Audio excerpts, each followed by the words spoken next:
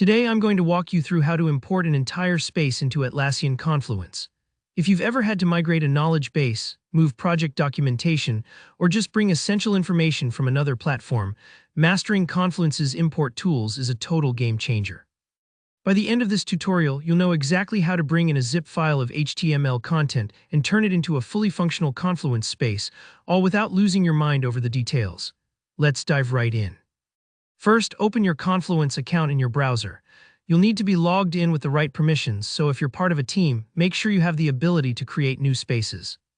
The interface might look a little bit different depending on whether you're on data center or cloud, but the flow is almost identical, so don't stress if your buttons are in slightly different spots.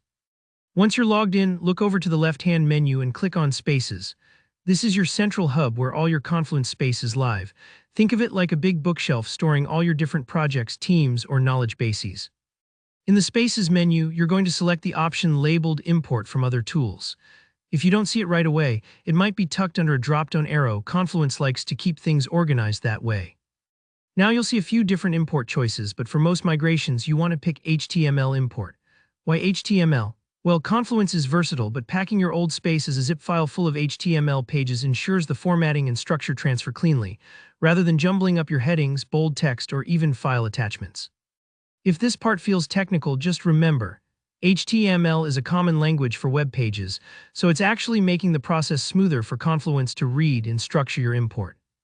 Next up, select your Confluence zip file in HTML format. This is the file you've hopefully prepped ahead of time, a compressed folder with all your spaces, pages, and resources. If you're not sure if your zip file is ready, take a moment and check that it contains an index, HTML, and any related folders. Uploading might take several seconds or a minute, especially if your space is large or contains lots of images and attachments. Don't worry if you see the progress bar creeping along slowly. It's just Confluence making sure every last detail is ready for import. After the upload completes, you'll be prompted to type in the name of your new space. This is actually more important than it might seem. The space name is what your whole team will see, search for, and click on in the future. So take your time here and make it descriptive. Something like 2023 Engineering Docs is often better than just old space. Remember, you can always rename it later, but setting a good name now helps avoid confusion down the road. Finally, click on Start Import. This is the moment your zip file gets unpacked and transformed into a live Confluence space. Depending on how big your zip file is, this might take a few moments. Just let Confluence work its magic.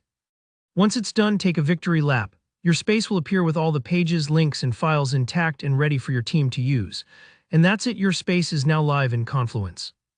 If you ran into any snags or have questions about zipping files or permissions, let me know in the comments. I want to make sure this process feels smooth for you. If this tutorial helped, tap the like button and don't forget to subscribe for more Confluence tips and how-tos. See you in the next one.